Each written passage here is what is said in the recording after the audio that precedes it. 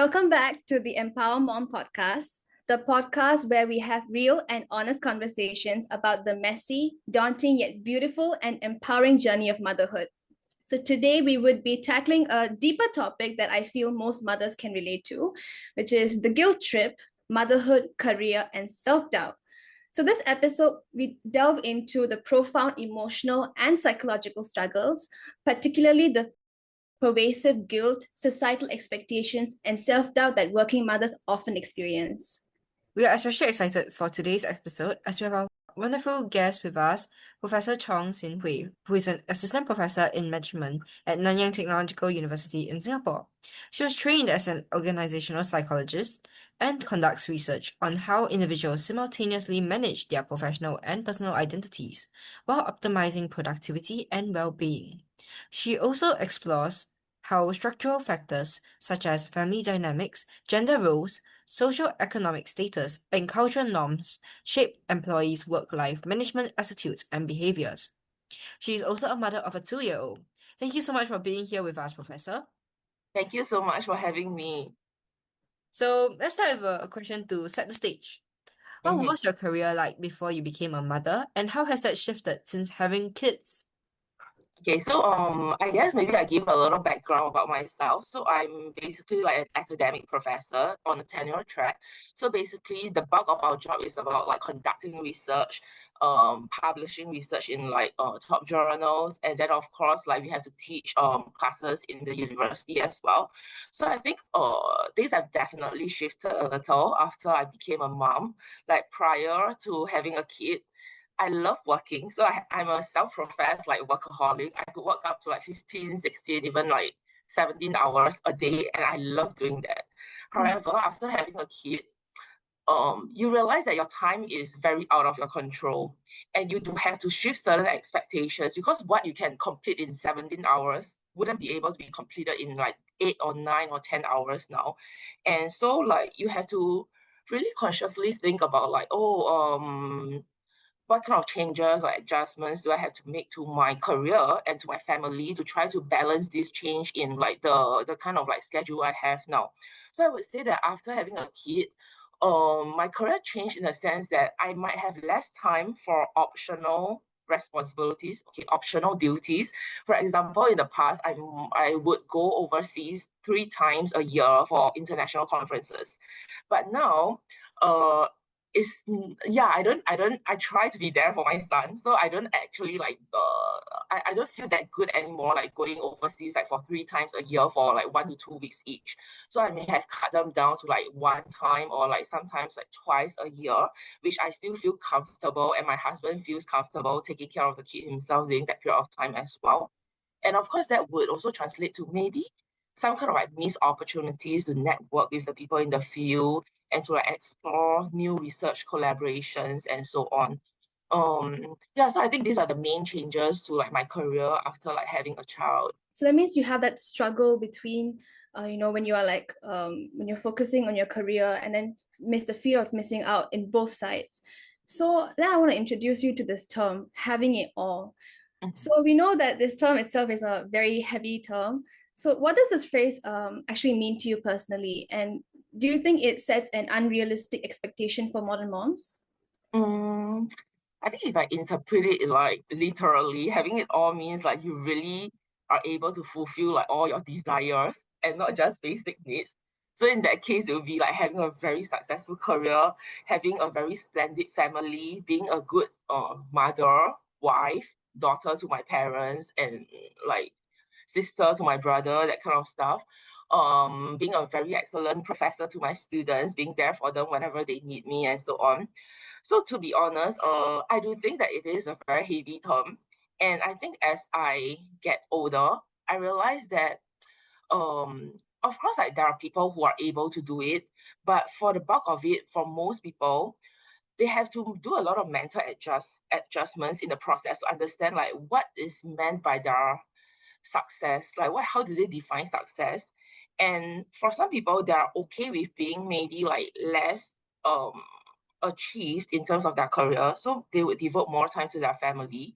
And I've also come across like people who are very open about, oh, I don't like taking care of kids, So they're okay with outsourcing their child caring responsibilities to like maybe domestic helpers or their own parents, that means grandparents, and focus on their career. So I think having it all really means like being able to define what is your all, that means like what defines your success, and then putting in your resources very strategically into these domains. If you want to know whether I have it all, I have to be honest that at this point of time, I think it's still my teething phase, even though I've been a mother for 2 years. I'm still trying to figure out like where are things moving towards and what are my priorities and so on. And to be honest, they have like changed and shifted as well in these 2 years that I'm becoming a mom, because I've been trying to like figure out what I like more or what I value more. And being a mom does change like how I think about myself as well. So in the past, I used to think that, oh, I'm very career minded, I'm very focused, I need to be up there. But after being a mom, as long as you know, like simple joy can just be like seeing your son poop after a state of constipation. So yeah, so having it all is a heavy term, but I think it's possible to achieve it if you define your all with a reasonable scope. Okay. Yeah, I agree. Having it all is very tough, and it depends on what all is. Yeah, as you said. So perhaps we can move on to the guilt part of um being a mom. So could you share a time when you had to let go of an expectation, either from yourself or others, and what did that feel like? Mm-hmm. Mm, I think there were quite many times when I had to let go of expectations after becoming a mom, both in the family domain and also in the career domain. So maybe I share the family domain one because this was the one that hit me the most at that period of time. So, like uh, breastfeeding is encouraged, and then like WHO encourages all mothers to breastfeed for at least 6 months. And many mothers would actually go above and beyond and do it for like 1 year, 2 years, and so on. But the thing about breastfeeding is is a fact that not every mother naturally has a lot of milk. I don't know whether this is too much info, like you guys can decide. And so I happen to be one of those mothers that had very much difficulty breastfeeding. And but the thing is, the whole world, like everyone in terms of like the nurses, the doctors, social media and so on, they will always tell you that, oh, breastfeeding is the best thing that you can give your child. So you should try, you should do all you can to get the milk production level up and so on. So I think that stressed me out a lot in the initial stages of becoming a mom because, like I just had a C-sec, and then my body was in pain.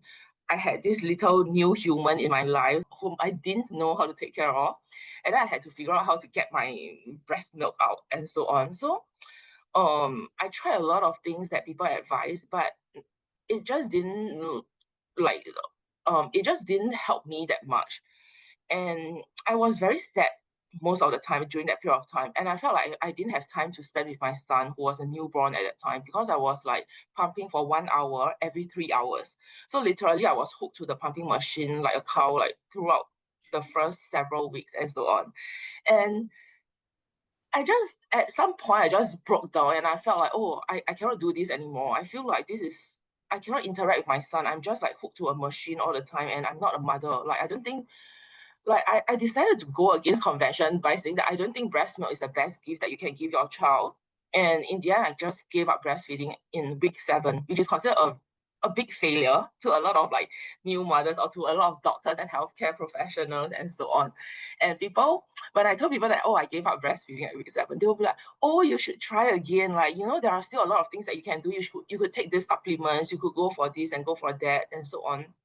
But I think at that time, I blocked those voices out and I decided to stop for my own mental well-being and also so that I can spend time with my son. But to be honest, I felt guilty for a while, but after that, it was like the best decision ever. It was so liberating because after 7 weeks of having a child, I could finally spend a lot of time with him. I could carry him all the time. I could play with him, talk to him, and just be a mother. And at that point of time, I realized that I think breast milk is definitely very valuable and important and helpful, beneficial for a child. But the kind of emotional time and effort and resources that I can give to my son was equally important as well. Like after I gave up breastfeeding, I had a very strong bond with him. And I think this kind of bond could form most critically in the early stages of their life. Like, so if I really tried for 6 months, I might or might not have gotten better at producing breast milk, but I knew that I would really miss this opportunity to interact with my son. So at that time I felt a lot of guilt, but after that, in retrospect, I thought it was like one of the most liberating decisions that I have bravely made during that period of time.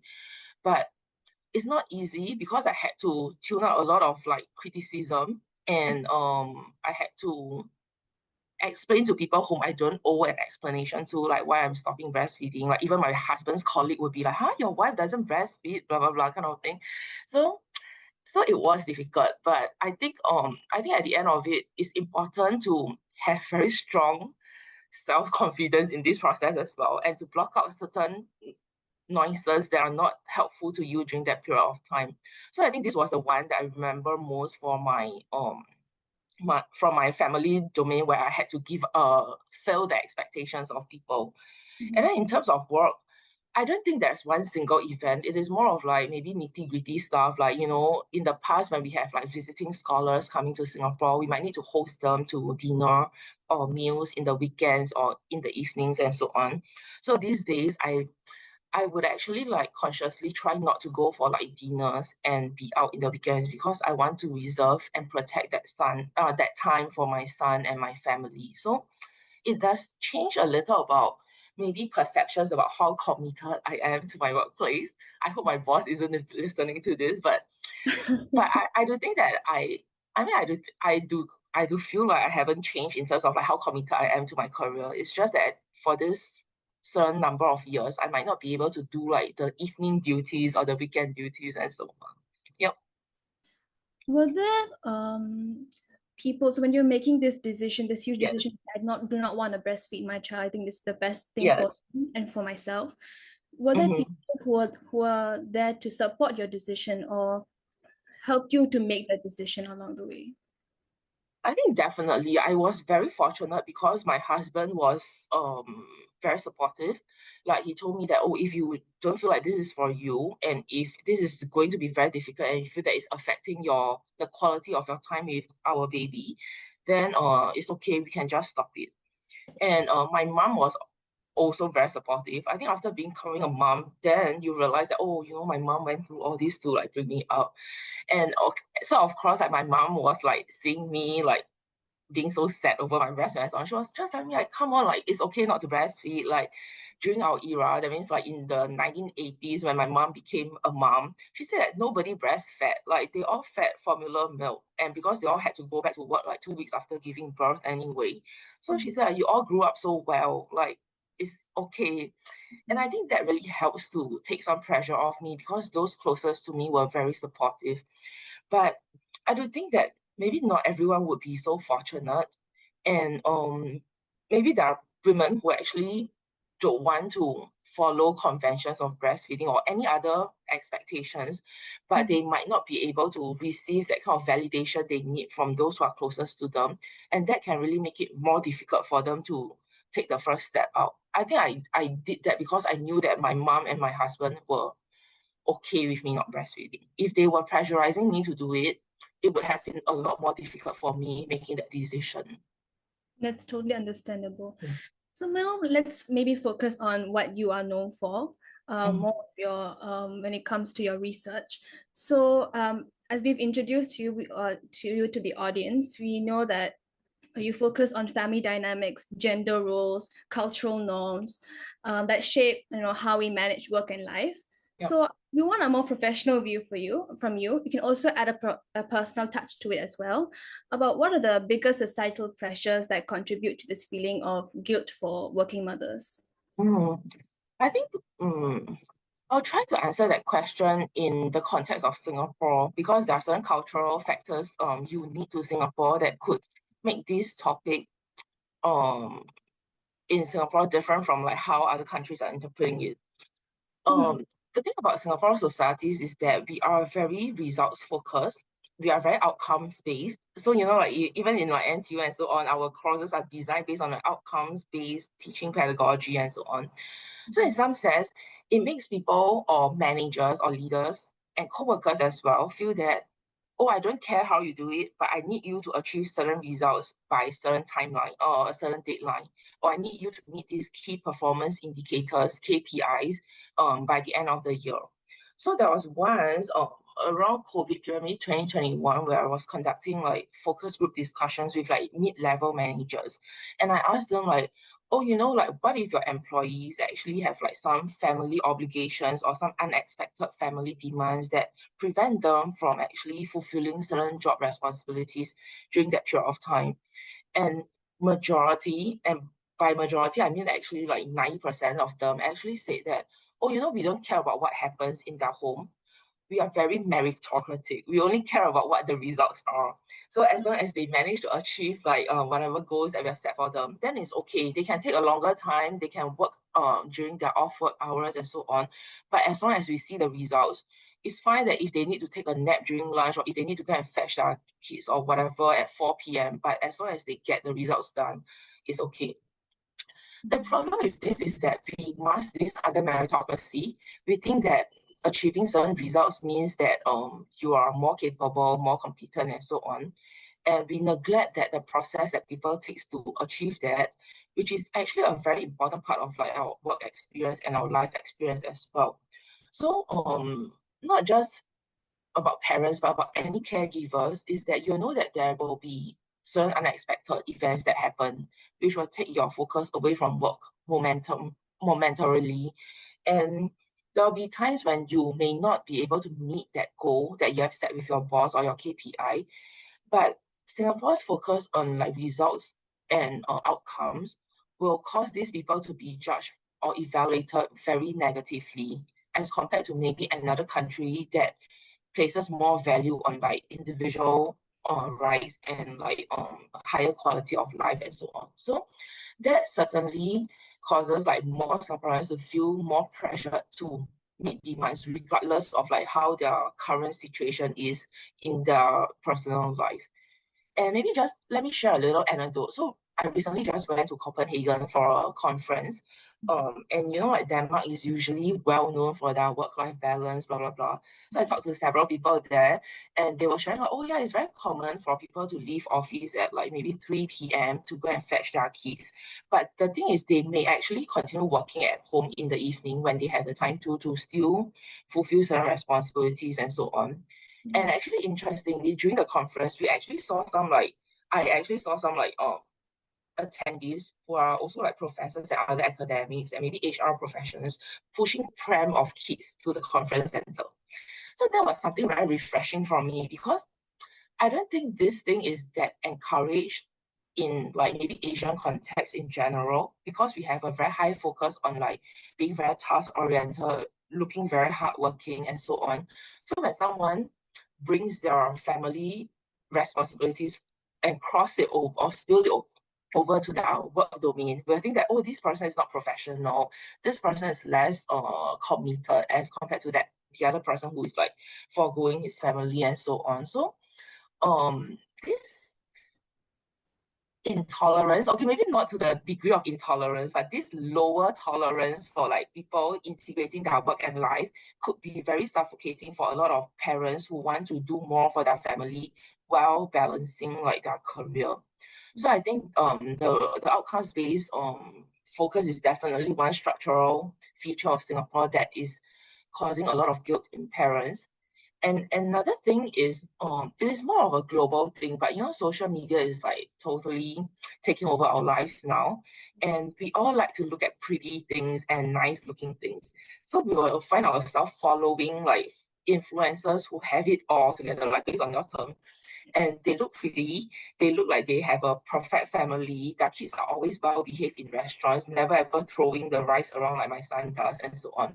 So in some sense, they build and inculcate certain ideals in people. And these ideals, right? I mean, as a psychologist and also as a mother, I know that these images or videos are unrealistic. They are filmed for the reason of like putting them onto social media. But there's still something in me that will be envious about this. Like, oh, like the son is so well behaved. Oh, the family looks so nice. She manages to dress herself up before going out, blah, blah, blah. So I think this over focus on like influencers' lifestyles can actually cause us to have some unrealistic expectations regarding our own lives and make us maybe more easily discontented with what we have in life. So that one is more difficult because it's just natural for us to like to follow good looking things and good looking people and pages and so on. So it does take a lot of self-awareness and also a lot of like talking and discussing with other mothers to know that, oh, I'm facing this struggle as well. Oh, my kid just messed up the whole house. I need to mop the floor, blah, blah, blah, kind of thing. Um, so the whole shift towards like being social media centric does definitely constitute a structural feature that makes it more difficult for parents to um balance or know what they want in their career and family as well. That's so insightful. And personally, as students, we don't really see that. I mean, when we were kids, we don't really remember what happened and we don't really see our mother's struggles. So hearing from you right now, it's really bringing up more memories. And like, I feel bad for my mother because I was a naughty kid in the past. It's okay. I believe that your mother loves you very much too. Like I see my son being really mischievous. He can be like, recently he just smeared like cheese all over my living room floor. And I was just like kneeling on the floor, scrubbing my floor and so on. And after I'm done, like 1 hour later, I look at him and he just looked at me very happily and said, Mommy, and he looked so proud of himself, like he just created the artwork. And then at that time you realize that, what can I do, right? Like he's so cute, and like I can, like I'll just have to do it because we were the ones who brought him into this world. So technically, we have to be there for him, and we educate him and try to develop his maturity in all these learning opportunities and so on. But we'll still have to like deal with all this like mess and etc. So I'm glad you thought about your mother during this podcast, but I'm sure your mom doesn't hold it against you that you were naughty or mischievous, and it's like happy memories for her now. Yeah. And Europe is so different. The culture is so different. So bringing back to Singapore, is there anything our society or companies can do to better support working mothers and reduce the structural sources of this guilt? Mm, I feel like there are several things that can be done if we try to evaluate this from a professional standpoint, right? Like so a lot of times when mothers or maybe not just mothers, like working parents, like even fathers as well, they want to take parental leave, like maternity leave or paternity leave, they will worry about burdening their colleagues because like their colleagues were like, huh, you're going away for 2 months. Oh my god, like who is going to do all this work, right? Like it has to go to another colleague. And so one very straightforward way would be like cross-training employees such that when someone has to go away for parental leave and so on, the other colleague would find it easy or at least less difficult to actually cover some of the responsibilities. And this is a more practical way of going about this. But if we're thinking of a more long-term and more effective solution, it would be training a pool of people who are able to stand in for employees who are going away for like parental leave and so on. And this is actually more difficult because we are talking about maybe a pool of people who permanently want to be gig professional workers. So maybe this could be people like who were like parents and who decided to be stay-home parents because they wanted to spend more time with their kids. Yet they want to like maybe still have some professional engagement, and they can be engaged to actually stand in for other parents who want to be away for a certain period of time for paternity leave or maternity leave. So, but that one requires a lot of logistics to work out, like maybe coming up with a whole system of like how can we develop a pool of gig professionals who can stand in anytime. So cross training would be more feasible. And I think not just from the organization, employees themselves need to eventually develop this confidence and comfort to discuss certain plans with their employers, that means their companies, because there are some employees who will feel like, oh, my colleagues are not going to like it if they know that I'm going to be away for 3 months or 4 months. So I will just keep it silent until I cannot hide it anymore. And then I'll let them know. And this is super common because people are stressed about the kind of pressure from their colleagues. So the easiest way is just to not say anything until it happens, right? But actually, that results in a lot of difficulties for planning ahead of time and for handover of work. So if both parties, that means the company and employees, can understand, can exercise more empathy and understanding towards each other and make this conversation an easier one, then it actually benefits both parties, because employees can like let them know earlier that, oh, I'm going to be away for a certain period of time, or every Thursday I need to go off at 3 p.m. to fetch my child and so on. And the company has enough time to react and to like make contingency plans based on that. So it will be necessary to actually train companies and employees to actually have this ability to hold these conversations and not avoid these kind of like awkward and difficult conversations. Yeah, so I think these are it. In terms of other things like benefits and so on, I do feel like the government is actually doing a lot in recent years to actually ramp up the benefits that working parents have. However, yeah, so now the benefits are there. It's about whether people utilize it, and after they utilize it, is it utilized well? Because like owing to those reasons I shared just now, right? I know that I'm going to have like, I don't know how many weeks, like 10 weeks starting from next April. If I have another child, like I'm going to have 10 weeks of shared parental leave together with my husband, extra on top of my paternity leave. But whether I feel comfortable taking it or not, because if I take it, right, technically I have to take a whole semester of teaching, and my other colleague will have to cover me for teaching, which is actually a very heavy workload for my colleague.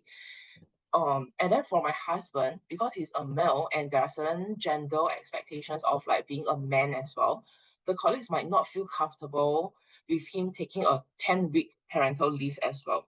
So in the end, we are not even aware that we don't even know whether any of us will be using this benefit or not, because we don't know how we can comfortably use it in the workplace. So I would say that some of the structural features are there already, but it really requires more soft aspects in terms of like managing more empathy, more understanding, more communication between companies and employees for these policies or for these structural features to be utilized in an optimal way that can improve like work-life management for people. Oh, okay. So you're basically sort of introducing the fact that it's not just the companies, but also the communication that comes within employees, employers, and bring those values of empathy and communication to introduce this sort of issues that are in Singapore. Okay, so thank you so much for Yes. that. Also, so let's just end it with a final question, because it might be almost out of time. So Okay. probably we can end it by, for asking you to give an important message for any mom that's listening to this podcast who is now feeling overwhelmed and have a lot of self-doubt. Maybe a message for all of them. Mm-hmm. Okay, to be honest, my son is just 2 years old, so I'm still learning the process, and I'm not sure whether I'm in a position to give like advice and tips or not.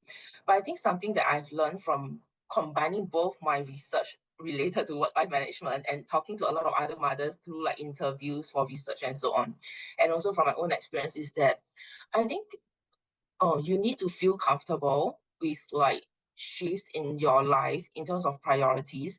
Like maybe when you were in your 20s, your life was about your career, was about travel, was about being healthy and working out and practicing yoga and so on. Yeah. And it's okay for this to change after becoming a mother, but it's okay also not to change. In some sense, like if you want to empower yourself, you need to feel comfortable with what you want at that moment. And the environment has changed, your family situation has changed, your job situation has changed. So it's okay for your priorities to change as well. You don't have to feel guilty because now you work like maybe slightly less hours than you used to, or like now you cannot dress up as nicely as you used to, etc. Of course, if you can maintain like the prior levels and you're happy with it, then that is very good for you. But for those who are unable to, like, know that everyone is going through the same thing. I think there's this power in solidarity, knowing that actually um everyone is learning in the process and you are not alone. And some people take a faster time to figure out how to make things work, and some people take a longer time, and that's okay. At the end of it, like, you will figure it out. It might just take longer time, more discussion with people around you, and more trial and error, but you will get there. Thank you so much, Prof. Chong, for your openness and wisdom. Guilt can feel so isolating, but conversations like this remind us that it's something many mothers go through and that we can find strength in sharing our struggles. To every mom listening, may you carry away this reminder. Guilt is a signal of how much you care, not a measure of your worth. Be kind to yourself.